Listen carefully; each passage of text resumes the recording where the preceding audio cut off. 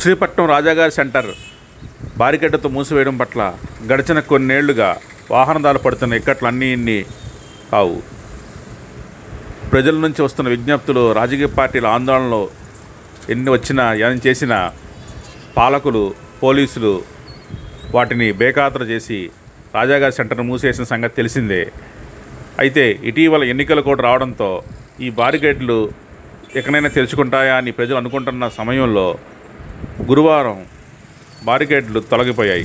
ఎవరన్నా తొలగించారా, వాటికై తెరుచుకున్నాయా, పాలకులే కామ్గా తెరిపించారా అనేది ఎలా ఉన్నా ప్రస్తుతం మాత్రం వాహనాలు అడ్డుకుండా వెళ్తూ ప్రజలు ఊపిరి పీల్చుకుంటున్నారు.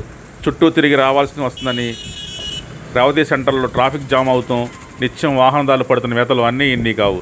ఈ నేపథ్యంలో తెరుచుకున్న బారికేడ్లన్నా ఇకపై అలాగే తెరుచుకోవాలని, రానున్న కాలంలో ఇలాగ ఉండాలని పోలీసులు ట్రాఫిక్ ఇబ్బందులు తొలగేలా తగిన చర్యలు చేపట్టాలని స్థానిక ప్రజలు, ముఖ్యంగా స్థానిక వ్యాపారులు కోరుతున్నారు. సదరు రోడ్డు మూసేయడంతో ఆయా ప్రాంతాల వ్యాపారస్తులు నానా అవసరపడ్డారు. చాలామంది వ్యాపారాలు లేక ఆయా షాపులు మూసేశారు.